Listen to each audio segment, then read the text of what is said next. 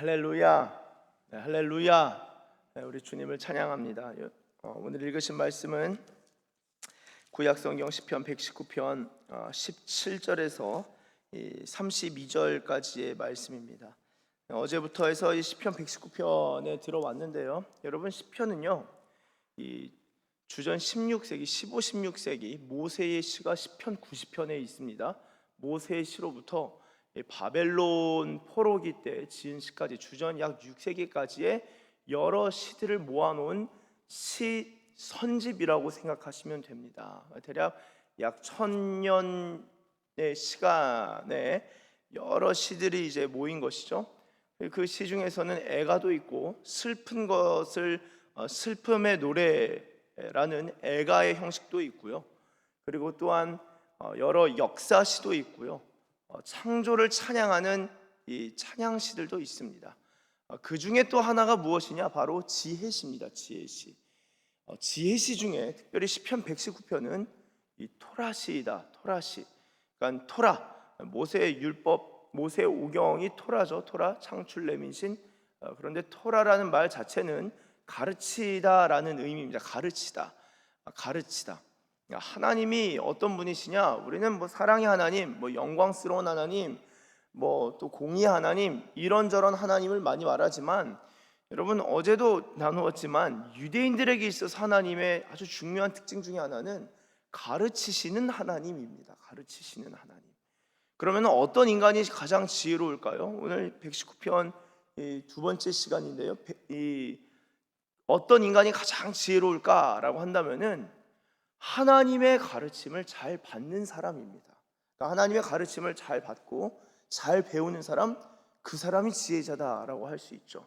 그렇게 볼 때 여러분, 이 하나님께서 가르치신다라는 것을 생각해 볼 때 이 가르침이 성경 전반에 걸쳐서 나타나는 것을 알 수 있습니다. 하나님께서 모세에게도 말씀하셨고 아브라함에게도 의와 공도를 행하라, 너희 집안 사람들한테 가르치라 라고 말씀하셨고, 모세에게도 율법을 주시면서 율법을 주신 목적은 무엇이냐? 그것을 가르쳐서 하나님의 말씀대로 준행하게 하기 위함입니다. 그래서 가르치는 의무가 모세와 리더십들에게 있었습니다. 여러분, 예수님이 왜 이 땅에 오셨죠? 왜 성육신 하셔서 오셨습니까? 하나님 나라를 가르치시고자. 예수님께서 가르치셨죠. 여러 가지로 비유로 설명하시고 가르치셨습니다. 예수님이 십자가에 죽으시고 부활하시고 승천하셨어요. 오라, 어디 가셨지? 어떻게 하면 좋겠습니까? 여러분, 이 가르침의 사명이 제자들에게 위임됩니다. 그게 마태복음 28장에 대위임령이라고 합니다. 그래서 너희는 아버지와 아들과 성령의 이름으로 세례를 베풀고 내가 너희에게 분부한 모든 것을 어떻게 하라고요? 가르쳐서 지키게 해라. 여러분, 제자들의 사명 또한 가르치는 것입니다. 성령님은 어떤 분이십니까? 진리의 영이 오셔서 어떻게 하죠? 모든 것, 내가 너에게 말한 모든 것들을 생각나게 하실 것이다. 이 말은 가르쳐 주실 거라는 거예요. 아무도 너희를 가르칠 필요가 없고 오직 기름 부음이 너희를 가르칠 것이다. 여러분, 이 토라, 가르침이라는 것은 성경이 상당히 중요한 개념입니다. 우리는 둘 중에 하나 해야 돼요. 첫째, 주님이 가르치시는 그 가르침을 배우던가, 그리고 다 배웠으면은 가르치던가, 둘 중에 하나 하셔야 합니다. 그래서 이제 교회들도 마찬가지예요. 교회에서 어떤 교회가 활성화되고 어떤 교회가 부흥하냐? 물론 이제 하나님이 부흥을 주시면 그냥 부흥합니다. 그런데 부흥과 또한 부흥 이후의 성장에서 이 성숙으로 이 안정권으로 들어가는 그런 교회들을 보면요, 끊임없이 어떤 역동이 일어나는 교회를 보면요, 가르치거나 배우거나 둘 중에 하나를 전 성도님들이, 모든 성도님들이 그 둘 중에 하나는 하고 있는 경우, 교회가 힘이 있어요. 역동이 있는 거예요. 성령의 역사하심이 가르치는 자의 입술을 통하여서도 역사하고 배우는 자의 깨달음을 통하여서도 역사하고, 서로가 서로에게, 그리고 서로가 함께하면서 성령의 역사를 경험하는 그런 교회를 경험할 수 있는 겁니다. 여러분, 오늘 이 시편 119편이요, 어제 이어서 오늘 두 번째 시간을 들어오는데요, 119편이 총 176절로 되어 있습니다. 이 176이라는 숫자가 어떻게 나오냐? 예전에 제자 훈련할 때 요한계시록 할 때 숫자 한참 나와가지고 이 숫자로 괴로움을 당했던, 안 그래도 숫자 때문에 괴로운데 수학이 힘든데 숫자가 막 아주 기가 막히게 나왔습니다. 어떻게 이 유대인들이 숫자를 어떻게 계산하는지 요한계시록에 어떤 숫자의 패턴 4, 7, 12, 13, 70 이런 40 이런 의미들이 쭉 나왔었죠. 10의 제곱수들 쭉 나왔었습니다. 공부를 그때 했었는데요. 이 176은 어떤 곱셈이 나오냐? 22 곱하기 8입니다. 여기에는 뭐 영적 의미가 있는 건 아니고요. 히브리어 알파벳이 총 22글자입니다. 알렙, 벳, 김멜, 달렛, 헤트. 알렙, 벳, 김멜. 옛날에 히브리어 시간에 배웠던 노래가 떠올라서 설교를 준비하면서 혼자 불러보면서 웃음을 혼자 터뜨리고, 그 22글자 알파벳이 있고요. 그리고 이 22글자 곱하기 8, 그러니까 글자 하나당 8구절로 이루어져서 22 곱하기 8, 176. 근데 사실 이 119편은요, 영어로 보면은 A, B, C, D, 한글로 보면은 기역, 니은, 디귿, 리을 해서 쭉 가서 알파벳 22개가 맨 앞에 있어서 시를 이루는. 왜 그렇게 했을까요? 두 가지 이유로 볼 수 있습니다. 첫째는 외우기 쉽잖아요. 119편 어떻게 외워요? 이렇게 긴데. 그런데 시편을 사랑하는 사람들은 119편을 둘째치고 시편 150편을 다 암송하는 사람들도 있습니다. 적지 않죠. 인류 역사에서 시편을 다 암송하는 사람이 있어요. 제가 종종 예로 드는 링컨의 경우도 시편을 다 암송했다라는 말도 전해집니다. 물론 제가 직접 듣지는 못해봤어요. 근데 그런 기록과 그런 이야기들이 전해져 옵니다. 119편을 암송하기 쉽게 그렇게 알파벳을 앞에 놓는 것뿐만 아니라 어떤 시의 울림이 있는 어떤 미학적인 차원도 있겠죠. 그런 차원에서 지혜를 그리고 토라를 가르치는데, 여러분 오늘 이 두 번째 시간에 17절부터 32절까지의 말씀을 보시면요, 참 감사하게도 우리가 좀 가까이 할 수 있는 기도들이 담겨져 있습니다. 자, 오늘 17절을 보세요. 이렇게 적고 있습니다. 주의 종을 후대하여 살게 하소서. 그리하시면 주의 말씀을 지키리이다. 여러분, 주의 종을 후대하여 살게 하소서, 이 말은 내가 주님의 말씀을 지켜 살아가는 삶을 가장 원하는 삶인데, 내가 돈을 많이 벌든 돈을 적게 벌든 잘 살든 못 살든 이건 둘째치고 하나님의 말씀을 잘 지켜 살아가는 것이 인생의 목표고, 그것이 내 인생의 가장 성공한 모습일진데, 하나님 그렇게 말씀을 잘 지키기 위해서 제 인생이 너무나 고난스러우면은 힘들 것 같아요. 그러니까 주의 종을 후대해 주십시오. 저에게 은총을 베풀어 주십시오라고 기도하는 겁니다. 그것이 오늘 읽으신 17절의 말씀입니다. 자, 그러면은 어느 정도로 주님의 말씀을 지키는 그 삶을 어느 정도로 사모할까? 어느 정도이길래 주님 고난 내가 말씀으로 다 이겨낼 수 있어, 이것도 아니고 말씀을 잘 지키고 싶으니 고난도 너무 어려운 고난을 좀 비껴가게 해주시고 후대해 주세요. 이런 기도 들어본 적 있으세요? 저는 많았는데. 고난 누가 좋아합니까? 고난이여 나를 다 피해가라, 도망가라 등등 떠나갈지어다. 고난아 떠나가, 고난의 영혼 온갖 영들 다 떠나갈지어다. 고난 누가 좋아해요? 그런데 이 말씀을 정말 사모하는 사람들은요, 때로는 하나님이 이제 말씀을 더 깊은 차원으로 인도하시고자 고난을 허락하시기도 하시지만, 정말 말씀을 지키는 삶 가운데 고난을 제하여 주시는 케이스들도 있습니다. 대표적인 얘기가 아브라함, 이삭 정도로 볼 수 있겠어요. 야곱은 또 고난이 많았어가지고 아브라함, 이삭 정도로 볼 수 있겠습니다. 그렇다고 고난이 아예 없는 인생은 또 없습니다. 자, 어느 정도로 말씀을 지키는 삶을 원하는가? 자, 18절 보세요. 내 눈을 열어서 주의 율법에서 놀라운 것을 보게 하소서. 이어지는 말씀에 나는 땅에서 나그네가 되었사오니 주의 계명들을 내게 숨기지 마소서. 20절은 한번 같이 읽겠습니다. 시작. 주의 규례들을, 아멘. 마음이 상한다. 성경을 너무 뭐 이런 거 있잖아요. 뭐 사랑하면 아프다, 뭐 이런 거 아시죠? 새벽이라서 감각이 좀 이렇게 좀 무디신가요? 사랑하면 아프잖아요. 제가 설교를 준비하고 이 지금 뭐 하여튼 성경 공부 교환을 만들다가 왔는데 날밤을 꼴딱 샜어요. 이제 가야 되는데, 근데 마침 이 아기가 깬 거예요. 제가 딱 깼어요. 아내도 같이 깼어요.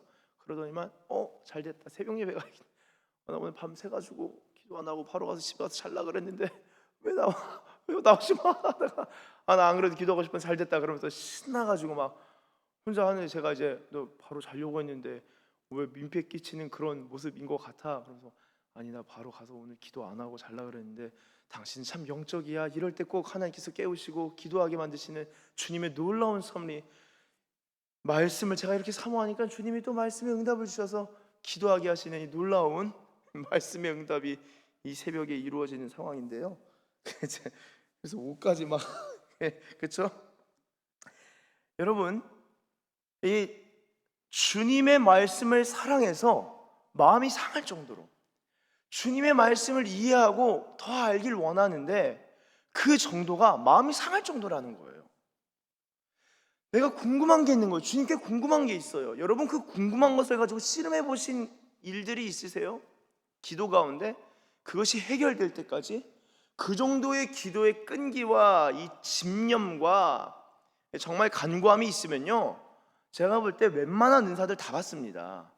이게 저의 개인적인 생각이 아니라 그렇게 기도하시는 분들의 공통적인 의견이에요. 그 은사나 은혜들은요 한 번에 다 딸려옵니다. 하나 오면은 나머지가 같이 딸려오는 거예요. 이제 제가 신우들한테도 많이 말하는 게, 청년들한테도 많이 말하는 게, 저는 주님 못 만났는데 하면 꼭 말해요. 너 그럼 어떻게 기도는 해봤냐? 기도는 해봤대요. 어떻게 기도했냐?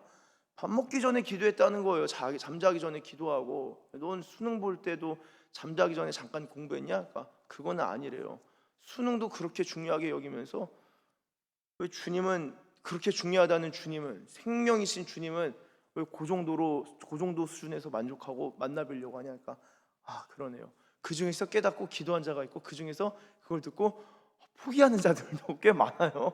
나 기도 안 되겠다, 그냥 적당히 하겠습니다. 다 주님 각자의 은혜 분량이 있는 건데, 근데 놀라운 건요, 진지하게 진정성을 가지고 기도하면요 주님을 만나요.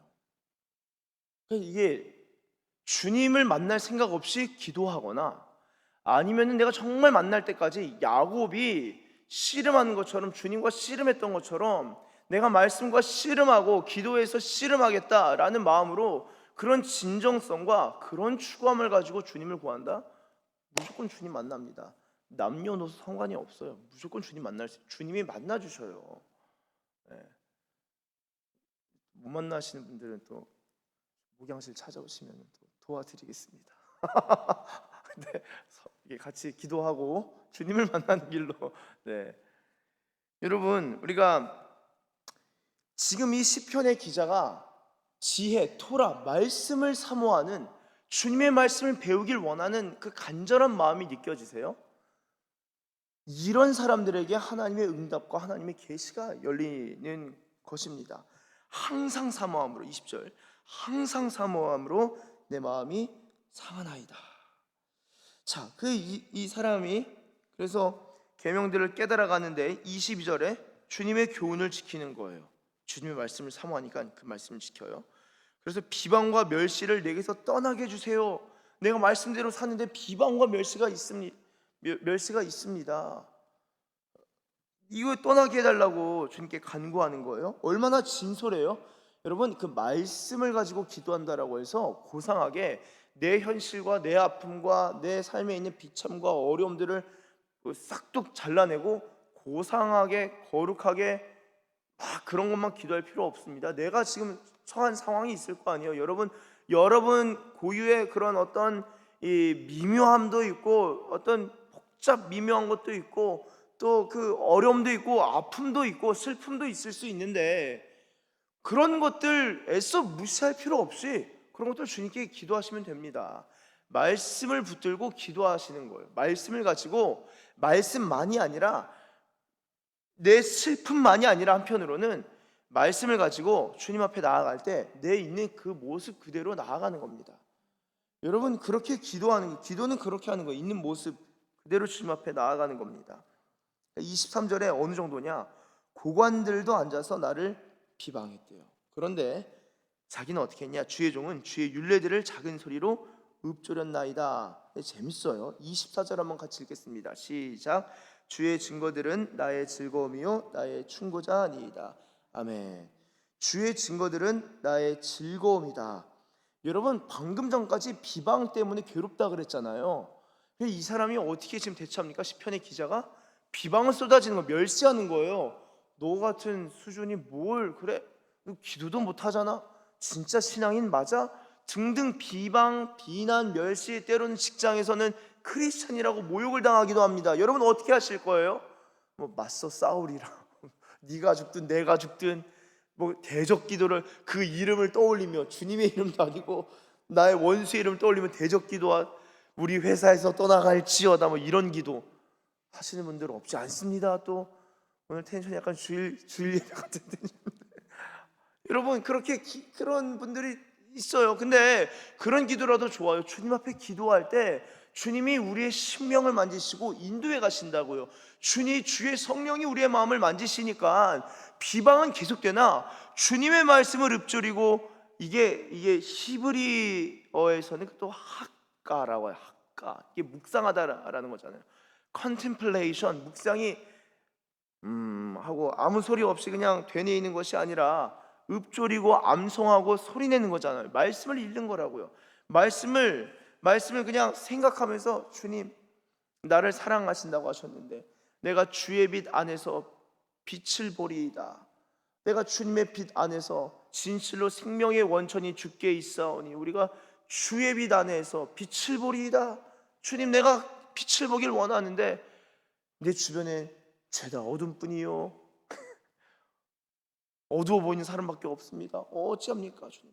기도할 수 있다고요. 그런데 그렇게 암송하면서 주님의 말씀을 읊조리면서 기도하는데 그러다 보니까 비방은 있는데 24절 같이 읽은 말씀에 증거들이 즐거움이고 또한 충고자라는 거예요. 말씀이 내 안에 있는 사람은요 비방이 있는 가운데 비방보다 주님의 충고가 더 우선적으로 더 명확하게 들리는 거예요. 그래서 여러분 다윗이 시므이가 저주할 때 다윗이 어떻게 하죠? 저주해서 왕이시여 내가 그냥 저 녀석의 목을 한번 그냥 베버리고 오겠습니다. 어찌 기름 부음 받은 왕을 모욕합니까? 가서 그냥 썰어버리고 오겠습니다 라고 하니까 그대로 둬라. 하나님이 내가 그 비방과 저주를 감내하고 원수를 갚지 않고 그 비방을 받으면서 묵묵히 걸어가는 길을 주님이 보시고 긍휼히 여겨주실 수도 있을 것 같다. 여러분 주님이 긍휼히 여겨주십니다. 그런 다윗이 주님을 정말 인격적으로 알았던 거예요. 그래서 원수로부터 비방을 받고 멸시를 받을 때조차도 하나님의 시선을 의식할 줄 아는 사람이 다윗이었습니다. 그 주님을 진짜 인격적으로 알았기 때문에. 여러분 놀랍지 않습니까? 다윗이 그렇게 말씀을 읊조리고 하는 가운데도 그 저주와 그 모욕 속에서도 자신이 어떤 죄를 저질렀는지 주님의 말씀으로 말미암아 저 원수의 비방과 조롱과 멸시 속에서도 주님의 충고를 받는 사람이 다윗이었고 그리고 말씀을 읊조리면서도 주님이 결국에는 긍휼을 베풀어 주실 거야. 내 부하 장수들은 모르지만 주님은 내게 긍휼을 베푸실 거야 라는 것을요 다윗은 깨닫고 아마 말씀을 읊조리면서도 주님을 향한 기쁨과 그 긍휼에 대한 감사함이 있었을 것입니다. 여러분 이게 기도예요. 말씀으로 기도한다는 게 내 삶을 다 떼어놓고 내 상황 다 옆으로 제껴놓고 말씀만 가지고 기도하는 것도 귀한 기도입니다. 저도 그렇게 기도합니다. 그러나 우리 있는 상황 무시할 필요 없다는 거예요. 그러나 그 상황 속에서 말씀이 어떤 방향인지를 붙들고 기도할 때 주님의 말씀은 우리에게 즐거움이 되고 충고자가 되고 이길 힘이 되고 또한 이기게 하시고 넘어서게 하시고 승리를 주시는 하나님이신 줄로 믿습니다. 여러분, 이렇게 말씀이 쭉 진행되는데 여전히 어려운 상황이 25절에도 계속되죠. 내 영혼이 진토에 붙었습니다. 주의 말씀대로 나를 살아나게 해주세요. 28절, 나의 영혼이 눌림으로 말미암아 녹사오니 주님 나를 세워주세요.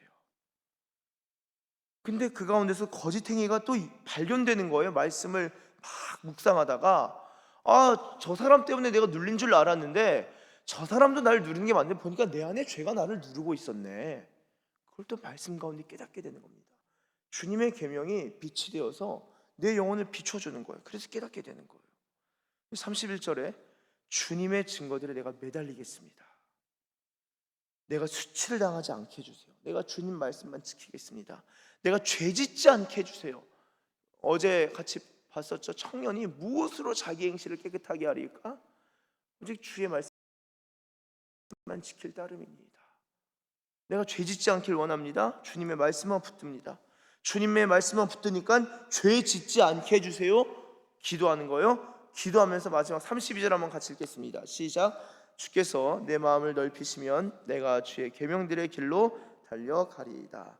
아멘. 주님께서 우리가 우리의 마음을 넓혀가는 것도 우리가 노력하고 때로는 우리가 고군분투해야겠지만 우리의 마음을 넓혀주시는 분은요 결국에는 하나님이십니다. 주님, 나의 마음을 넓혀주십시오. 내가 주님의 계명들의 길로 달려가길 원합니다. 그 마음에 있어서 주님의 말씀을 깊이 사모하는 그 사람, 하나님께서 죄로부터 이기게 하시고 죄를 이기게 하시고 비참에서 끌어올리시고 절망 가운데 소망을 불어넣으시는 그 말씀의 역사와 능력을 경험하는 그런 말씀의 사람들, 말씀을 붙들고 기도하는 기도자들 되시길 예수님의 이름으로 축원합니다. 기도하겠습니다. 하나님 아버지, 감사합니다. 주님, 우리가 주님의 말씀을 사모하는데 정말 마음이 비참할 때, 또한 우리 가운데 비방이 들려올 때에도 하나님, 우리가 우리의 감정과 우리의 성질과 우리의 옛사람의 모습대로 대처하는 것이 아니라 그릇된 처세술로 주님의 영광을 가리는 자들이 아니라 말씀을 끝까지 붙듦으로 말미암아 주님의 영광을 드러내고 또한 주님의 영광을 경험하는 말씀의 사람들 되게 하여 주시옵소서. 주님 사랑합니다. 이 새벽 주님 앞에 나온 주의 백성들 가운데 말씀의 단비를 부어주시고 비같이 연한 풀 위에 가는 비와 같이 채소 위에 이슬같이 맺히는 그 하늘의 말씀을 주의 백성들의 심령 가운데 내려주시옵소서. 기도하는 가운데 말씀을 들려주시고 말씀을 깨닫게 하시고 기도 가운데 말씀으로 응답하시고 말씀으로 인도하시고 지도하시고 교훈하여 주시옵소서. 감사드리며 예수님의 이름으로 기도드립니다. 아멘.